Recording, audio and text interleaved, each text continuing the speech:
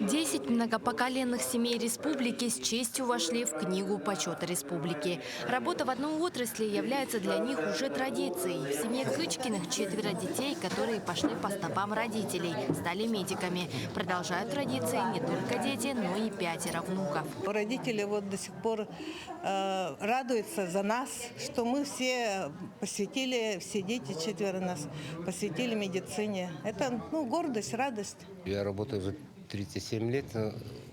Сейчас идет перспектива технологий, очень много современных методов исследования. Каждая история этих семей интересная и необычная. Династия Соиных образовалась в далеких 1700-х годах.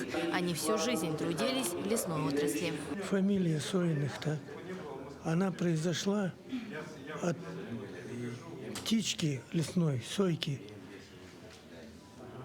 Так как она самая такая красивая и самая такая шустрая в лесу, поэтому и вот ее фамилия подтверждает династия Соиных.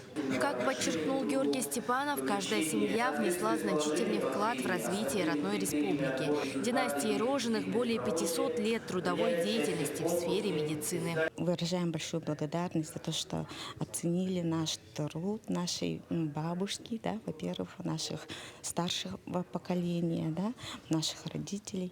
И я бы пожелала в преддверии праздника труда пожелать всем почитать своих родителей, свой род.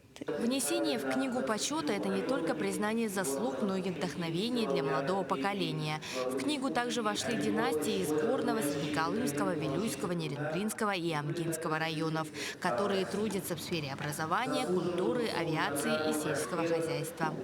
Даяна Федорова, Илья Соломятников, Якутск.